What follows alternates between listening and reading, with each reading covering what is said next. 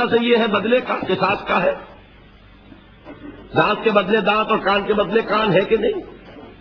لیکن اس عمل میں، انقلابی عمل میں، اقامت دین کی جدوجہد میں وہ قانون نہیں چلے گا۔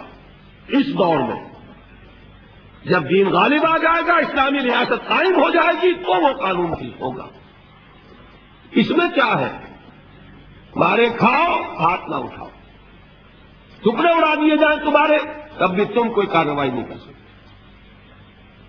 میں کرنا چاہتا ہوں، گاندھی کا یہ اعتراف ہے کہ میں نے عدم تشدد حضرت مسیح اور حضرت محمد سے سیکھا، اور واقعہ یہ ہے کہ اگر کانگریس کی موومنٹ ابتدا ہی سے تشدد کو کیوں اتر آتی تو ختم کر دیا۔ چورا چوری کا ایک واقعہ ہو گیا تھا، ایک جلوس نے بہار میں، یہ جگہ ہے، تھانہ ہے، تھانے کے اوپر حملہ کر دیا، گاندھی نے پوری موومنٹ کال آف کر دی۔ If you can't remain peaceful, if you can't obey my command, then I can't take the responsibility of leading you. اور ایک بات میں اور بتا دوں آپ کو،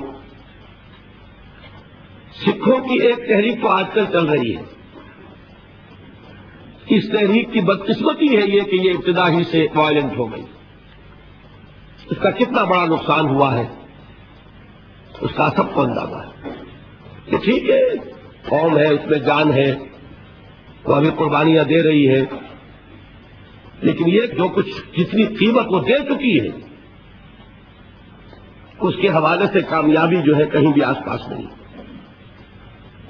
انہی سکھوں کی ایک تحریک چلی تھی 30s میں، عجیب تحریک تھی وہ، آپ سنیں گے، اب ہماری یہ تاریخ ہے لیکن ہم واقف نہیں، شاید آپ کو ہنسی آئے۔ سکھوں کے گردواروں کے ساتھ زمینیں وقف تھیں، ان پر قبضہ ہندوؤں کا تھا، کیونکہ برطانوی حکومت نے سکھوں کو علیحدہ مذہب نہیں مانا تھا، لہذا گردواروں پر کنٹرول کس کا؟ عبادت گاہ کس کی؟ سکھوں کی۔ کنٹرول کس کا؟ ہندوؤں کا۔ تو ایک تحریک انہوں نے چلائی تھی، گردوارہ پربندھک کمیٹی، کچھ اس طرح کا نام تھا اس کا۔ اس کا مقصد کیا تھا کہ ہماری عبادت گاہوں کا کنٹرول ہمارے پاس ہونا چاہیے۔ ابھی وہ کمیٹی ہے، وہی کمیٹی اب کنٹرول کرتی ہے گردواروں۔ اب اس کے لیے ظاہر بات ہے کہ شیر کے منہ میں سے نوالا نکالنا آسان تو نہیں نا، تحریک چلانی پڑتی ہے۔ حقوق کوئی آسانی سے نہیں دیتا جب تک کہ آپ لینے کے قابل نہ ہو، انہیں تحریک چلانی پڑی۔ پولیس جیسے اب بھی ہے، اس وقت بھی ایسے والے کے ساتھ تھی۔ کیسے والا کون تھا؟ بنیا۔ لہذا دفعہ 144، اب سکھوں کے جتھے نکلتے تھے 144 پر ڈیفائی کرنے کے لیے۔ ان جتھوں کا مجھے ایک صاحب نے آنکھوں دیکھا حال بتایا ہے، ابھی وہ زندہ ہے، 69 علامہ اقبال روڈ لاہور پر، جو شخص جائے جا کے ویریفائی کر لیں۔ حاجی عبد الواحد صاحب 1930 کے ایم اے ہیں انگلش کے، وہ فرماتے ہیں کہ میں نے اپنی آنکھوں سے دیکھا جت نکلتا تھا، لیکن سکھوں کے اس جتھے کو جو ڈیفائی کر رہا ہے 144 کو، دفعہ 144 کی خلاف ورزی، انہیں حکم تھا ہاتھ باندھے رکھو۔ نتیجہ یہ نکلتا تھا، وہ کہتے میں نے آنکھوں سے دیکھا کہ سپاہی کی لاٹھی سر پر پڑی، سر پھٹ گیا، خالصہ نیچے گر گیا، لیکن ہاتھ بنے رہا۔ نتیجہ یہ نکلا کہ کامیاب ہوئے، حکومت کو گھٹنے ٹیکنے پڑے، گردواروں کا کنٹرول انہوں نے حاصل کیا۔ یہ ہے اصل میں تو حیران ہو گیا جب انہوں نے مجھے یہ واقعہ سنایا۔ ان کے ذہن میں نہیں تھا قرآن مجید میں سورہ نساء میں جو لفظ آیا کفو ایدیکم، اپنے ہاتھ بندے رکھو۔ آپ اندازہ کیجئے کہ یہ ریفلیکس ایکشن ہے، غیر اختیاری طور پر اگر آپ کے سر پر تمہار آ رہا ہو تو ہاتھ ایک دم اٹھتا کہ ہاتھ اس کو روکے، لیکن انہیں حکم تھا کہ ہاتھ یہاں بندے رہیں گے۔ جتھا نکل رہا 4 سے زیادہ آدمیوں کا جانا، بس یہی خلاف ورزی ہے۔ 50 کا جتھا نکلا، خلاف ورزی تو ہو گئی، لیکن کوئی توڑ پھوڑ نہیں۔ توڑ پھوڑ تو دور رہا، تمہارے اوپر لاٹھی پڑے تب بھی ہاتھ نہ اٹھے۔ یہ وہ چیز تھی کہ جس نے انہیں کامیابی سے ہمکنار کیا، اور یہی ہمیں نظر آ رہا ہے۔ میں پھر کہہ رہا ہوں، یہ تو بہت بات کی چیزیں ہیں، یہ کہاں تاریخ میں اس سے پہلے اس کی کوئی مثال ہے؟ صرف 2 مثالیں ہیں۔ یا حضرت مسیح علیہ السلام کے 3 سال، انہوں نے فرمایا تھا کہ تمہارے دانے گال پر کوئی تھپڑ مارے تو بایاں بھی پیش کرو، کوئی شخص نالش کر کے تمہارا چوغا لینا چاہے کرتا بھی دے دو، کوئی شخص تمہیں بیگار میں 1 کوس لے کے جانا چاہے تم 2 کوس اس کے ساتھ جاؤ، یا تو یہ وہاں ملتا ہے اور یا پھر یہ 12 برس جو مکی دور کے ہیں، یہ محمد الرسول اللہ کا فرمان تھا، اور میں اسی کو لیتا ہوں کہ اسی سے سامنے آتا ہے کہ کتنا زبردست ڈسپلن تھا حضور صلی اللہ علیہ وسلم کی جماعت کا، کوئی خلاف ورزی نہیں ہے، حکم نہیں ہے محمد کا۔ دیکھیے قرآن کی آیت نہیں اتری تھی ابھی، وہ تو سورہ نساء میں اتری ہے۔ یہ حکم کس کا تھا؟ محمد الرسول اللہ۔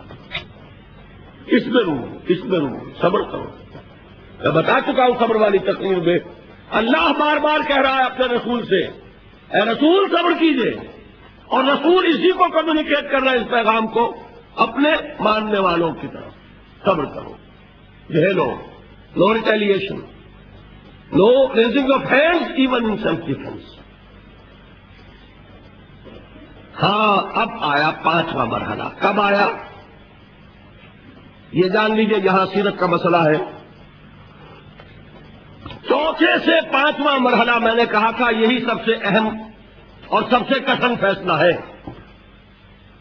کہ کب وہ پیسو ریزسٹنس ختم ہو اور ایکٹیو ریزسٹنس ہو، آگے بڑھیں اور للکاریں، اقدام کریں اور چیلنج کریں۔ دس از موسٹ کروشل۔ اس میں غلطی ہوگی، ناکامی ہوگی، دنیا میں ناکامی۔ یہ بالکل وہی بات ہے کہ مجتہد کو بھی ثواب ملتا ہے چاہے غلطی ہو، اگر صحیح رائے تک پہنچے گا دوہرا ثواب، غلطی ہوگی تو اکیلا ثواب۔ اسی طریقے سے نیک نیتی سے فیصلہ کیا ہے، غلط بھی ہے، آخرت کا ثواب کہیں نہیں گیا، دنیا میں ناکام ہو جاؤ، صحیح فیصلے تک پہنچ گئے وہ کامیابی ہو جائے۔ اور رسول کے لیے یہ فیصلہ کرنے والا خود اللہ تھا۔ مدینے کو کس نے کھولا؟ حضور تو تشریف بھی نہیں لے گئے مدینے، اور مدینے میں اوس اور خزرج کے بڑے لوگ ایمان لا چکے ہیں۔ مکہ خون کا پیاسا ہے، مدینے میں استقبال کی تیاریاں ہو رہی۔ یہاں حضور کو 12 برس گزر گئے خود دعوت دیتے ہوئے، وہاں آپ کے قدم مبارک کبھی پہنچے ہی نہیں، گئے ہیں تو صرف آپ کے 2 جانثار، مصعب بن عمیر، عبداللہ ابن ام مکتوم رضی اللہ تعالی عنہما۔ بہرحال یہ اللہ کا فیصلہ ہے۔ اللہ نے تمکن عطا فرمایا۔ اب جب حضور تشریف لے جا رہے مدینے کی طرف تو آیت نازل ہو گئی، اذن للذین یقاتلون بانہم ظلموا وان اللہ علی نصرہم لقدیر الذین اخرجوا من دیارہم بغیر حق الا ان یقولوا ربنا اللہ۔ اذن، اجازت دی گئی ان کو جن پر ظلم و ستم کے پہاڑ توڑے گئے، جن کے ابھی تک ہاتھ باندھ دیے گئے تھے آج کھول دیے گئے، لیکن ریٹیلیٹ، وہ آگے بڑھے۔ اب وہ پابندی ختم ہو گئی۔ میں یہ کسی اپنی تقریر میں بیان کر چکا ہوں کہ مدینے پہنچ کر یہ نہیں ہوا، یہ مغربی مفکرین اس کو فلائٹ ٹو مدینہ لکھتے ہیں، بڑا ان کا لطیف انداز ہوتا ہے، طنز کا بھی اور جڑیں کاٹنے کا بھی۔ فلائٹ کہتے ہیں فرار کو، یہ فرار نہیں تھا، یہ ہجرت تھی، زمین و آسمان کا فرق۔ اور وہاں جا کر کوئی کمر کھول کر آرام نہیں کرنا تھا، وہ تو جس بیس کی تلاش میں آپ گئے تھے طائف، وہ بیس اللہ کی مشیت میں مدینہ منورہ کو بنا تھا۔ وہاں جا کر اپنی اس تحریک کو، اپنی اس موومنٹ کو، اپنی جد و جہد کو، اقامت دین کی جو وہ جد و جہد ہے اسے اب اگلے مرحلے میں لانا۔ صرف 6 مہینے حضور نے لیے ہیں انٹرنل کنسالیڈیشن کے۔